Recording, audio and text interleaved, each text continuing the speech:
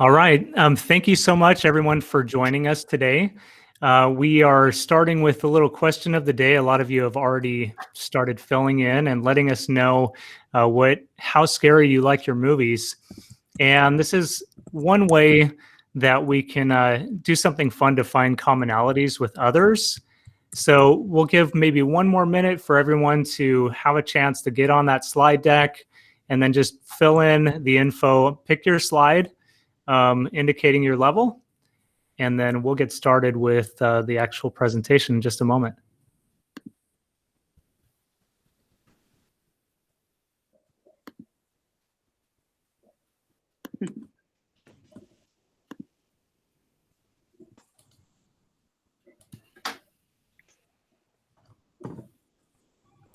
Okay, so again, thank you for joining us. My name is John Bennett. I'm one of the assistant principals at Edison High School. I'm really happy to be able to host this session with everyone today. The title is Learning with and from each other. It's a showcase format. We do want to encourage everyone to participate. As a reminder, this is being recorded. And so it's really up to you if you would like to join with or without video.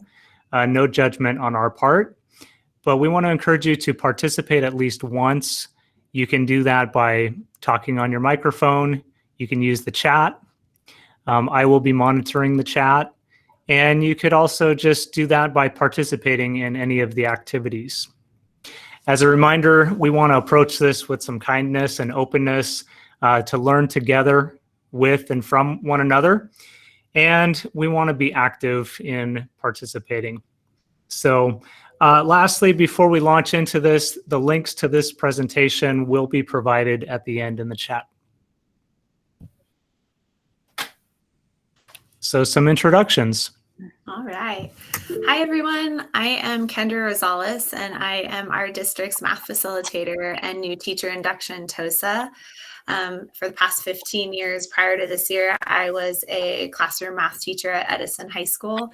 Students are what I miss the most from being out of the classroom, and I'm really excited to be able to share some strategies with you guys, how we can learn with and from each other. Also, one quick note, if you'll notice when we do share out this presentation, all of these little email icons below, these will link directly to each of our lead learners' email addresses if you have questions later on and like to contact us. Roberto, take it away. Hi, my name is Robert Gonzalez. I'm the science facilitator for the district. I'm also a science teacher at Ocean View High School. I teach biology, chemistry, sometimes earth science. I'm going to be the Canvas designer today, so you won't hear too much from me. But yes, if you have any questions or you want to add something to our Canvas course that could help anyone else, just go ahead and email me and fire off your questions. Hi everyone, my name is Alyssa Bowie. I'm an avid and math teacher at Westminster High School. I just finished my second year. Woo! Glad that I could be here today and share some things with you guys. Hi everybody, I'm Rosie Geck. I'm a Spanish teacher at Marina High School. I just finished my 35th year. Woo! A long time. And I have been a facilitator for 10 years now, so it's been nice. I've been able to work with all the world language teachers in the district. And for me, the big challenge of the distance learning has been incorporating connections for the kids, making sure that they still feel engaged and connected. Awesome. Okay, so the big question is why group students? And really, you know, we've transitioned to distance learning, but some of the reasons haven't really changed. So wellness is one reason that we get students in groups, providing them opportunities to get to know one another, support one another, build community together.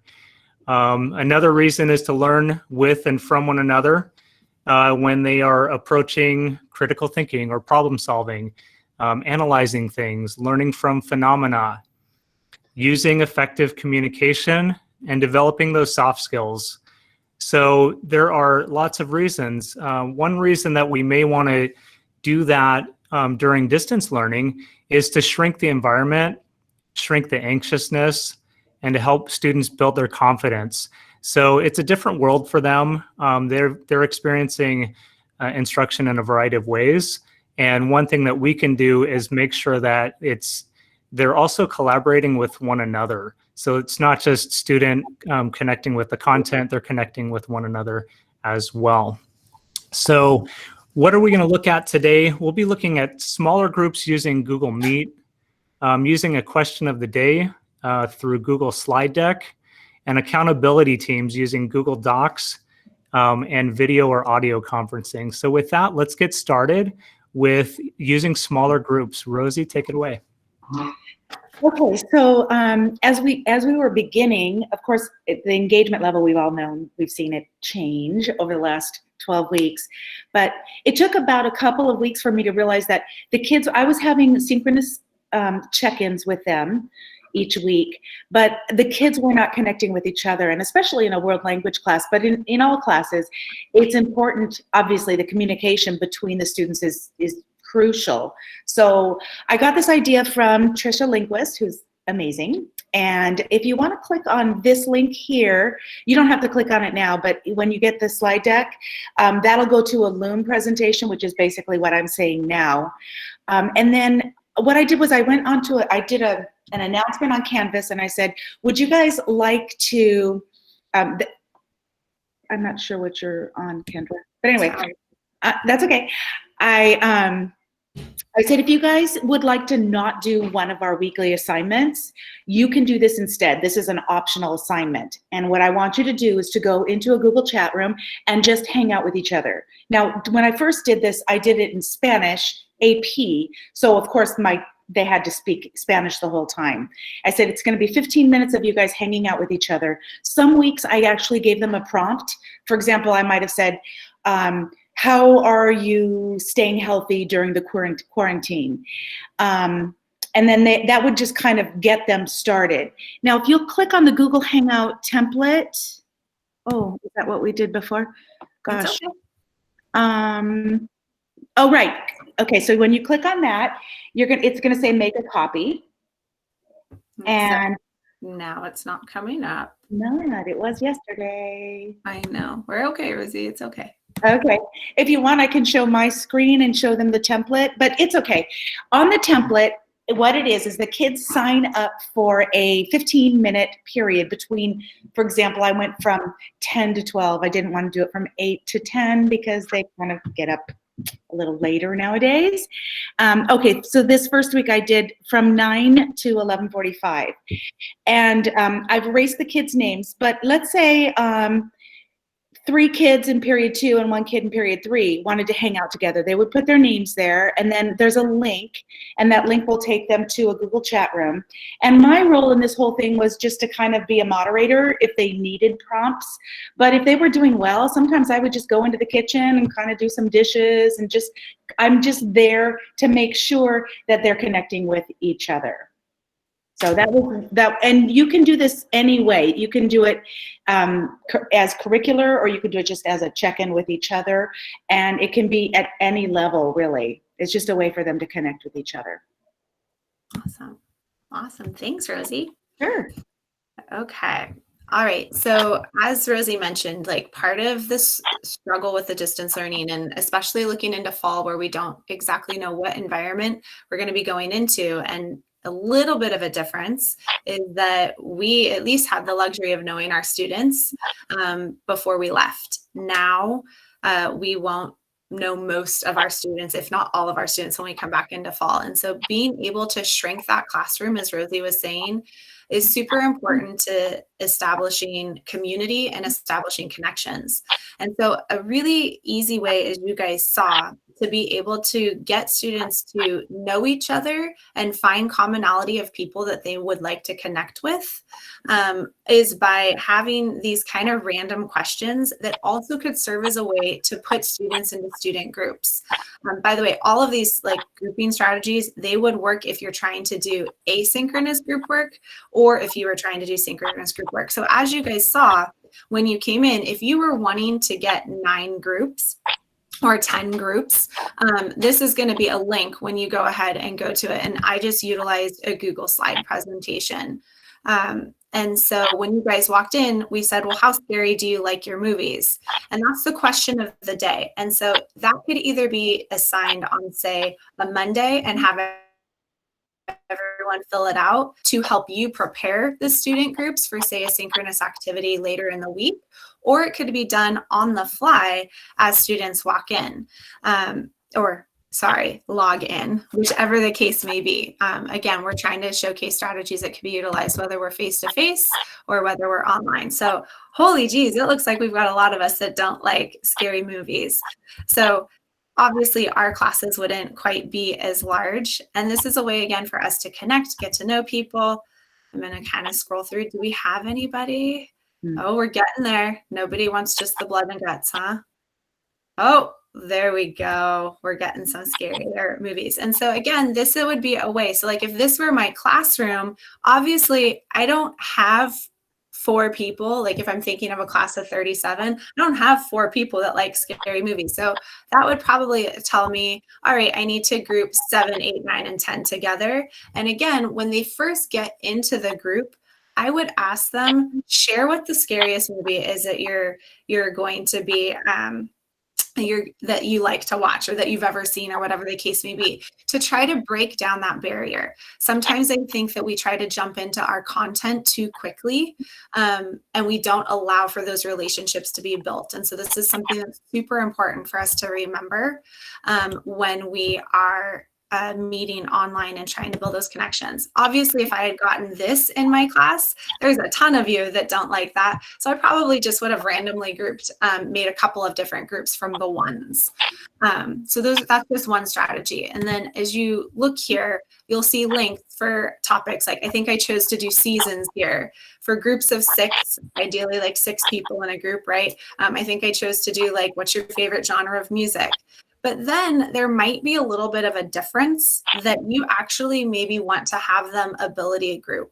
And one of the things that we've been researching a lot with learning in general at the high school level, but especially with distance learning, is that students need the opportunity to really self-reflect a lot on their learning. And so another tool that I think is super helpful to do for a check-in is utilizing Pear Deck, which is a Google Slides add-on. So I'm feeling good today. Thanks. We're going to begin your journey. And notice here's just another quick question. What's your favorite set of wheels? Okay, I'll go ahead and say a bicycle. And then I'm going to go ahead and click next. And it's going to let me drag a dot for how I'm feeling about this unit. And so this is a way to very quickly, with 2 slides, every student and you as a teacher on the Pear Deck platform could very easily see who dragged their dot to each of these 3 areas. And again, maybe this is something that you throw out on a Monday after you've done the unit, and then that helps you know what students you need to target to be able to provide support to. Or if you're doing a synchronous learning activity, maybe it's that these students that put themselves in this group are going to work on an extension activity.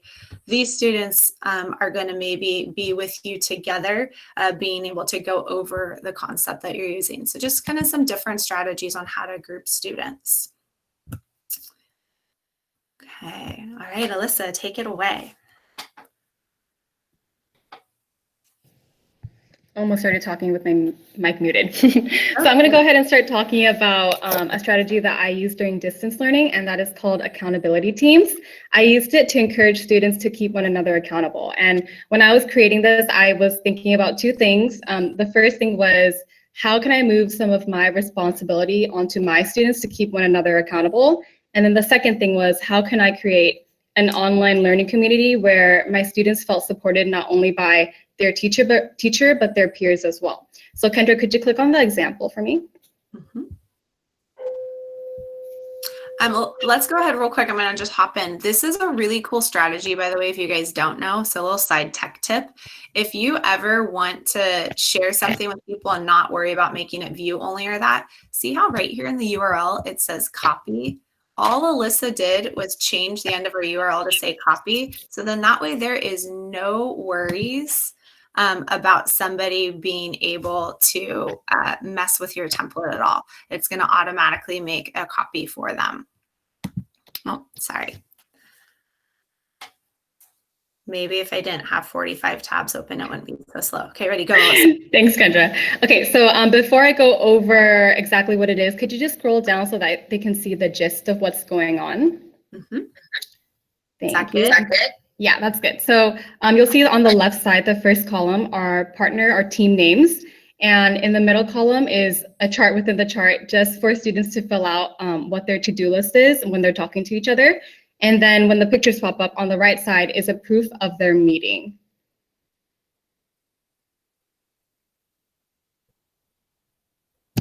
Super slow. Your tabs. So their meeting could be on Zoom, Google Meet, FaceTime, whatever it is that they like to use. So that's just an example. And so if you scroll up, Kendra, this is how I started the document. I started off with a purpose to give to the students. So I'll go ahead and read it to you guys. It says, in times of distance learning, it is even more important for us to stay connected and to ensure that we support one another in reaching our goals. We keep one another accountable like any family does. And I think that kind of just provides buy-in for them to remind them what the purpose of this is. And then I provide the instructions down below. So step one, they just need to find their name below to see who their partner is, and then to provide their contact info. I randomized mine, but again, you could use maybe Kendra's example of how to group students and then do that for the accountability teams. So the second step is to decide as a group on one day and time to meet and talk and how they will meet, whether it's Zoom, Google Meets, FaceTime, or Instagram, whatever it is. And they need to designate a leader for reminders and to help facilitate the conversation. And then just a side note, I did go over these instructions during a virtual live meeting so that there was less confusion and more clarification on what I expected from them. So after that, once they actually start their meeting as a group, and just a reminder, I'm not in the meeting. This is just for them to connect with each other. I tell them to start off with an icebreaker of the week. So for example, I tell them to talk about what 3 items they would bring with them to a stranded island and why. And I feel like this step is really important, especially if they do not know each other yet. It kind of sets the tone for the conversation that this is a safe place and we're not here to pick on each other or anything like that. It just starts the conversation off on an easier note. And then during the meeting, this is when they actually start talking, taking turns one by one and talking about their to-do list to keep one another accountable.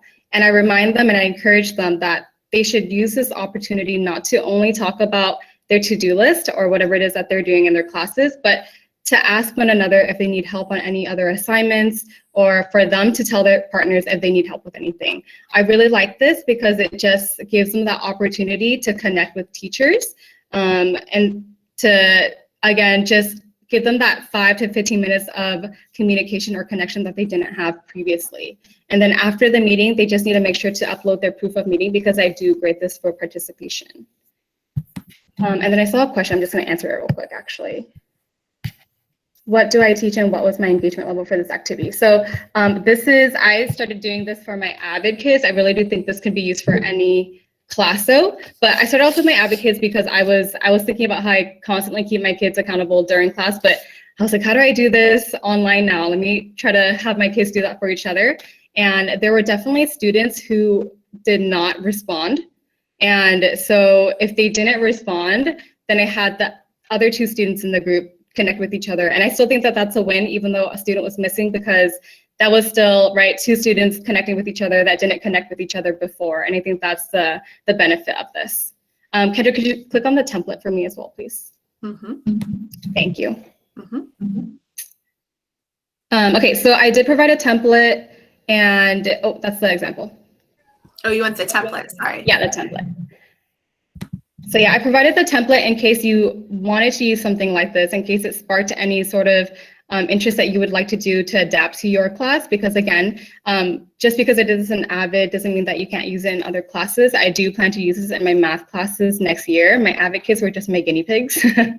But yeah, you can change the chart to what you want them to talk to. And I think that even though, let's say their conversation wasn't academic based, it still helps them know each other's name, face, and story, and not just me know their name, face, and story. Awesome. Cool. All right. Were there any other questions before we go to the next topic? Did I ever pop into any of these meetings to see what they're actually doing? No, I was not popping into these meetings. I reminded them that these meetings are more so for them than it was for me. And again, it just goes back to providing them that purpose. Hey, this is for you guys to connect with each other. This is for you guys to know your name, face, and story, your peers' name, face, and story. So I didn't pop into them. I just wanted to see that they were meeting at least. Right. Do you post their Google link or do they do that on their own? Their Google link, do you mean the picture or do you mean, oh, their meeting link, I'm assuming. They choose their method of meeting. So whether it's Zoom, Google Meet, or FaceTime, or Snapchat, or whatever, I think you can do Instagram as well. They get to choose their mode of meeting. Okay. Okay, so my next question is, how do we develop positive and supportive and productive relationships from afar? Because that's what we are having to get good at. We know how to do that face to face. And so again, it's not that different. We want to help to find commonalities. When we're thinking about students returning in the fall, whatever that looks like, how do we help them to sort of re-enter school mode? And for the freshmen coming in as new students, how do we help them to connect and get to know one another?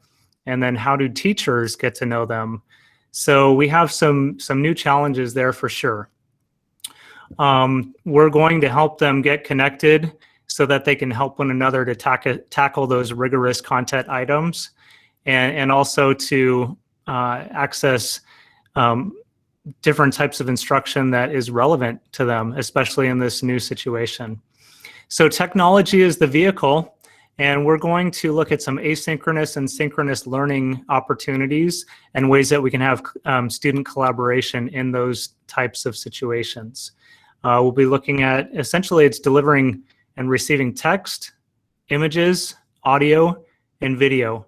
It sounds simple, but I don't need to tell anyone here, it's not simple.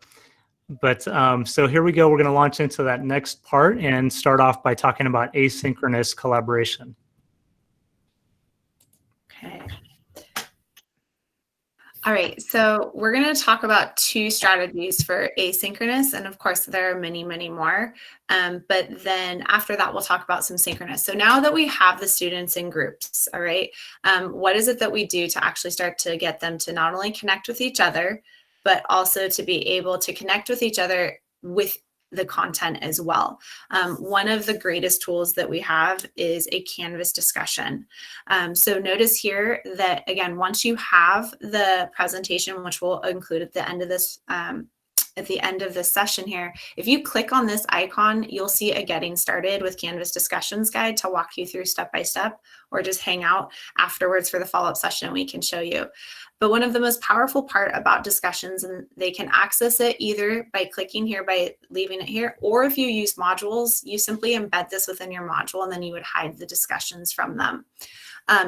I chose to show you guys some of the reflections that were from the new teacher induction course. So you can simply leave a fully written discussion topic, or you can also utilize the tools within Canvas to embed a video, to embed a image, all sorts of different things. And then we have the opportunity for students to reply. And so I'm going to go ahead and let Rosie talk a minute about how she did this in a world language class, and then we'll go ahead and look at the responses.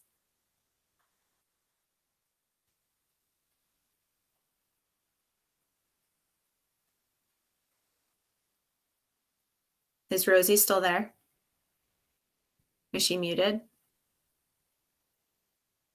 Okay, I'll go on. I'm good. I'm here. Sorry. There you go. No, you're okay. When I started the year, remember 35 years, guys. I'm a little slower in this technology. When I started the year, I just wrote Pepsi or Coca-Cola in a discussion for AP, and then I said, ¿por qué? And you guys can all figure out what I was asking them. And I wanted it to be very, very open-ended, just to get them to feel comfortable. And then I said, I want them to answer and to respond to two other people. So that's just an open-ended one.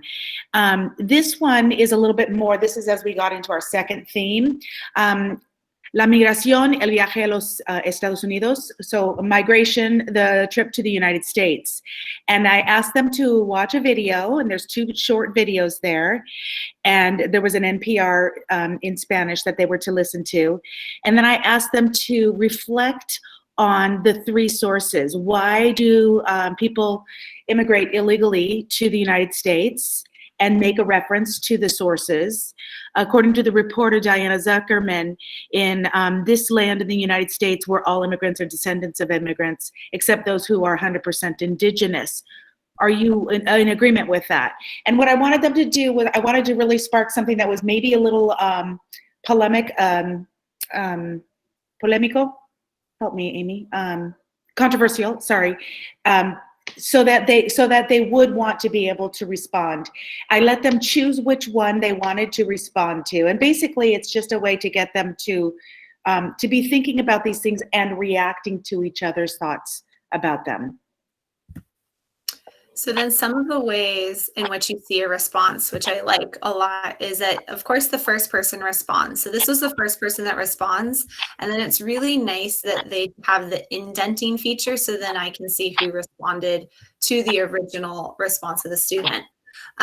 When I would first start a discussion in my class, again, they don't have that community yet. So one of the other really nice features is that we simply can ask our students, hey, please leave a response. And the cool part about Canvas discussions is you have the ability to say that they can't see others' responses until they respond.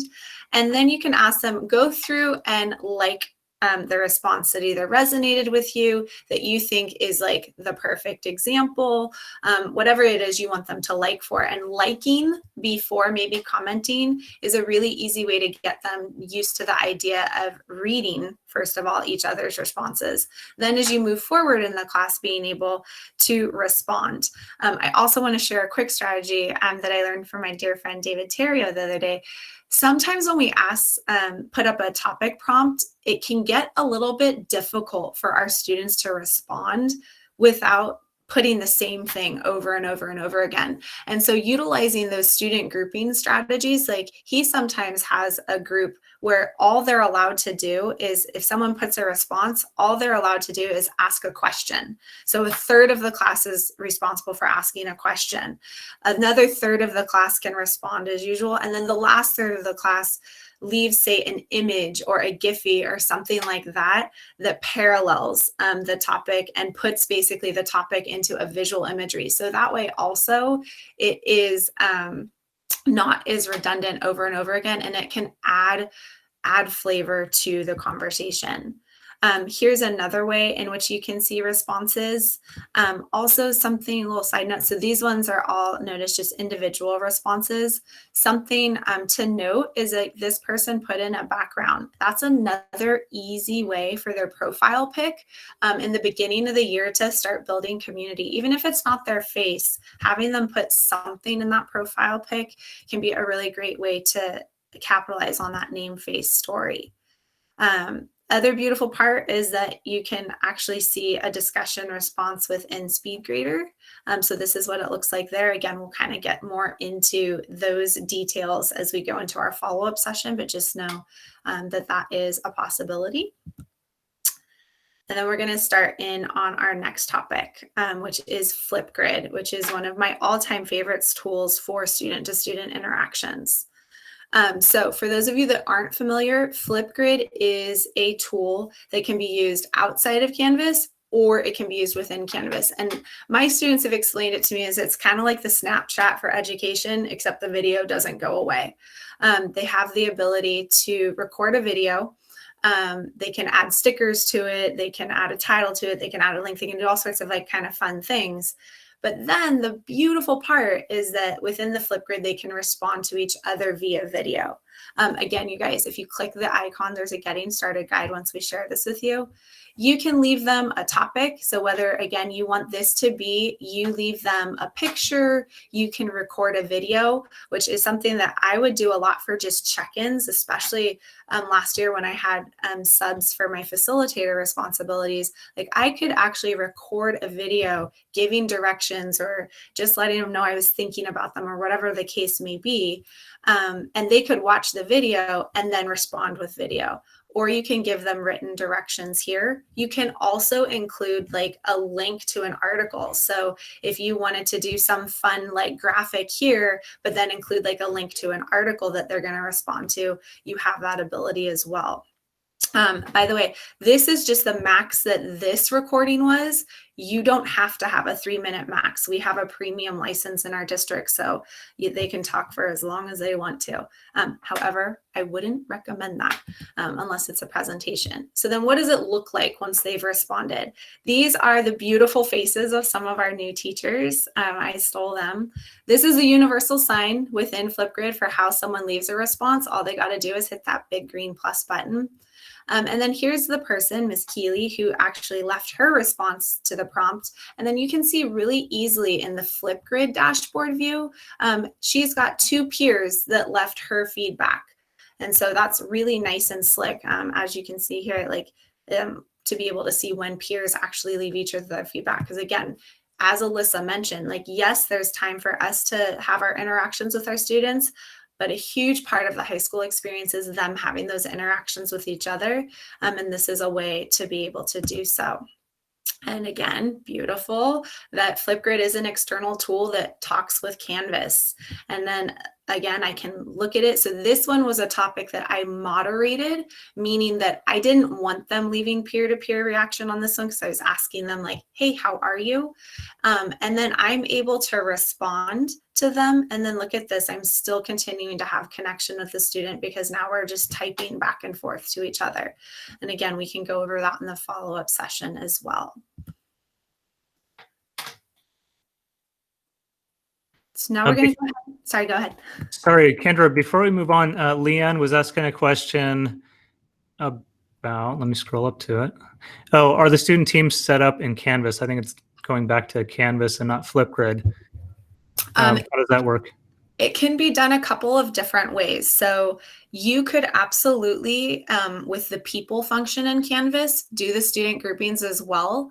And then they simply know that they need to respond to the people in their group that you've set up in Canvas. It is not a group, you can't make Flipgrid a group assignment. It just doesn't work that way when you have one tool talking to another tool. What I did for NTI is I simply shared with them, NTI, New Teacher Induction, sorry. What I did for those candidates is I simply shared the Google slide, put them in teams, and then gave them the directions of you're giving feedback to the people in this team. Are there any other questions, John, before we go forward? No, we're good. So let's move on to synchronous instructional strategies. Okay. All right. So this is now, when should we invite students to participate in a synchronous learning activity, and what ed tech tools work well for online synchronous learning? So those are 2 things that we want to go ahead and kind of focus on here. So now we want to, both of the other tools could be done at any time of day when the student's leisure, they've simply given a due date, right? But now let's talk about, well, okay, we invite the class into our online environment. What makes for something that would encourage us to do so? And so our team came up with these ideas, is that it really should have to do with one of these 4 concepts if you're inviting students into a student-to-student interaction in an online environment. And that would be, or even face-to-face. I mean, that would be connection, conversation, collaboration, or competition. And so I'm going to go ahead and let Rosie, do you want to share a few things about connection? Sure.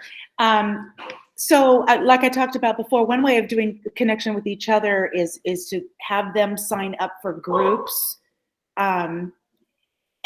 where they're just talking in groups of 4. What I did this year, and I'm sure a lot of you did, is I really felt like I needed to have a connection with as a class, as a family. So I did a check-in, a weekly check-in. So each class, and I said, it's only going to be 15-minute, guys, and I'm going to give you 10 points. I just want you to come in and we can see each other. I can answer any questions we have. I can give you any announcements I have. And I could have done that on Canvas, but it was just so nice to have that synchronous connection. I didn't really do it, all of my instruction I did through Loom, but once a week I wanted to be in a group where the kids could see each other and I could see them. And I don't know, a lot of people are not comfortable with this, and maybe it's my age, but I felt comfortable saying, I miss you, I want to see your beautiful face.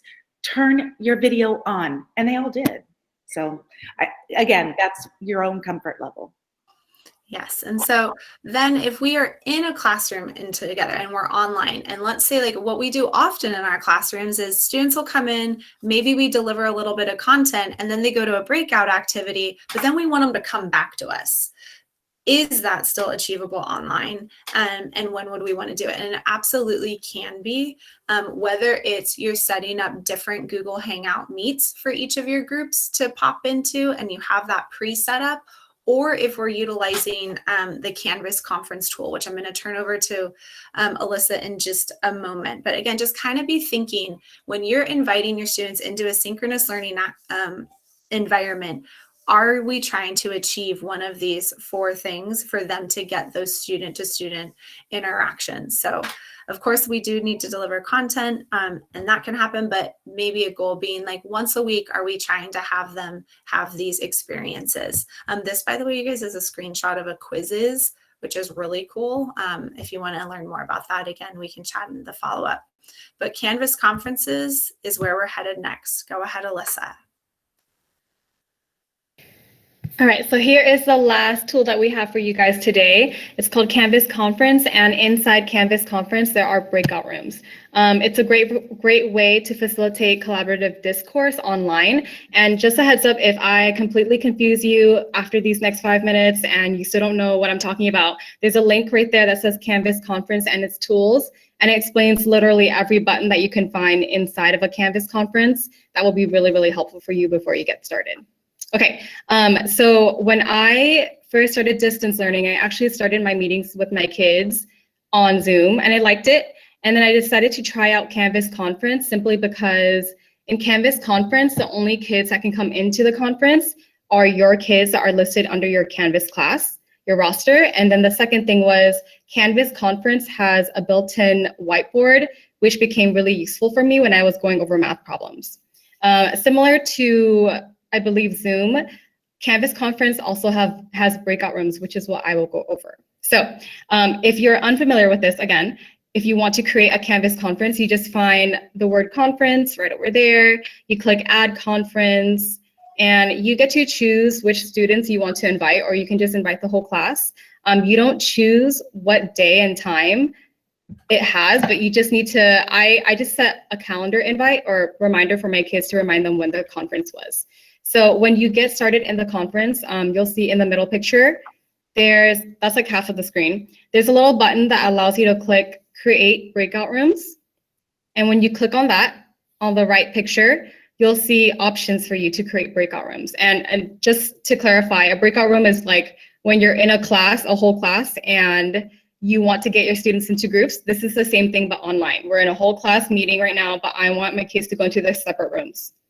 So this is what it looks like. It's you get to choose the number of rooms that there are, so like the number of groups there are. You get to choose the duration of each group, and if you decide to end it early, you can do that as well. You're allowed to let the kids choose the breakout room that they want to join, or you can just click and drag which room you want the kids to join.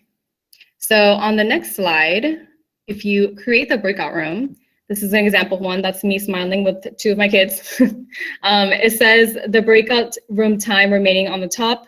This is room number 1. And again, when you get them into these rooms, you're providing them with the opportunity to have discussion with the smaller group, which is what we want, and that connection. So if you are using this, this can truly be used in any class. You can ask a question, put them into their breakout rooms, have them reflect and discuss with each other, or it could be something of low risk, and maybe just having them answer an icebreaker question in groups to do some community building. If they're in a group and they have a project to do, you can have them discuss their project ideas. You can upload your own text onto the screen, and it'll go inside their room, and they can analyze it together. They can talk, work out problems. They can do some error analysis. The possibilities are truly endless. One con of Canvas Conference may be that, so when you're in the class as a whole without a breakout room, you're the only one that gets to see kids on video. However, once they're inside their breakout room, the kids are able to see each other. I'm not sure why that is, but that's one of the things that is good to know. Okay. All right, I think I'm going to go ahead and stop sharing my screen now, and we can open up for any questions. And then let's go ahead at this time, you guys, and will someone put the link to our presentation into the chat, please? Yep, I'll do that. Alyssa, I have a question. Why couldn't you then, doing the breakout rooms, instead of having a conference, make the entire class a breakout room? Then they could see each other. You know, I haven't tried that yet, and so I'm assuming I would just click breakout room and then drag everyone into the same room. I haven't tried it, but that sounds like an idea that can be done. If you would like everyone to see each other, yeah. And I see some questions on the side. So can you preset who will be in the breakout room? I do not think you can preset who will be in the breakout room. It doesn't take too long though. You can just drag and drop. Can you jump into their rooms as they're chatting? Yes, you can jump into their rooms as they're chatting, and you can also record the conversation for them to look back on later on. And you can also jump into multiple rooms at once. I think that's it, right? How many breakout rooms? You had the ability to create up to like as many as you wanted, right, Alyssa? Yes. Could have you 20? Yeah, and then they could have been in pairs. I asked, so we heard that they only have 10 teachers can be on it at a time, that they haven't like bought the big contract that allows multiple teachers to use the conference Canvas or Canvas conference. I actually really like it over Google Meet because it's right there in Canvas. But do we have to have a concern if everyone starts using it, we're not going to have enough like contracts to cover us? So the amazing Chris Long has just chimed in, and that is now not something we need to be worried about. Okay, great. Mm-hmm. Thanks. As to the best of my knowledge, Trisha, we are a Google Hangout Meet or Canvas conferences as our way of discussing with each other.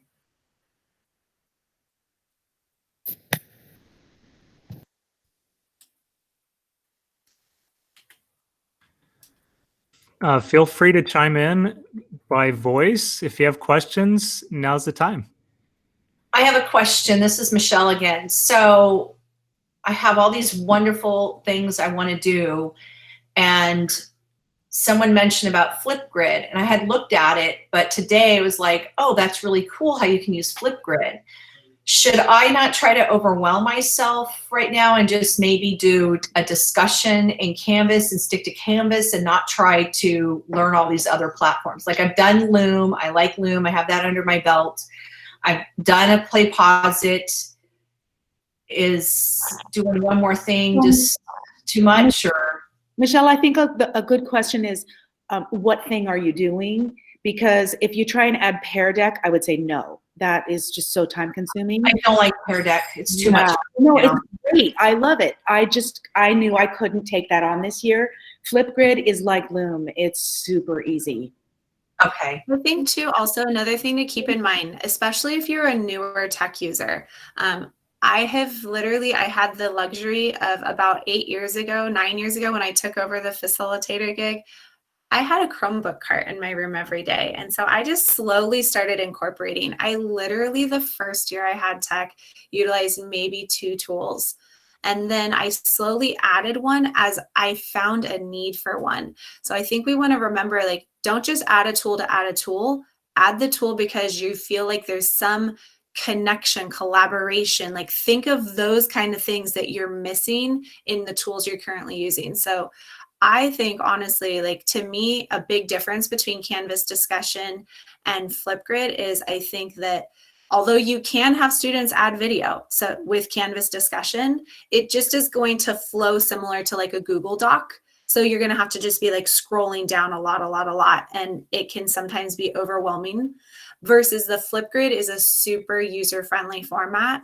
It's something that you can use outside of Canvas or within Canvas, and I think that its user interface is very easy to jump onto.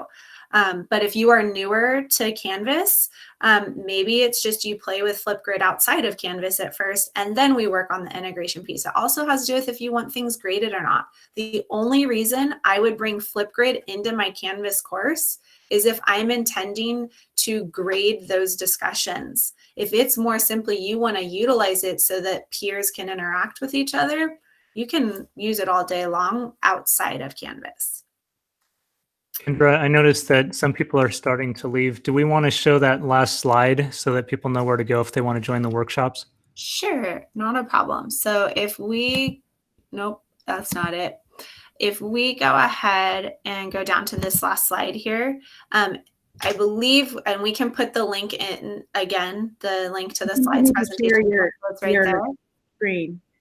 Oh, just kidding. All these lovely rookie mistakes, right? Hold on. I got to get back. Present.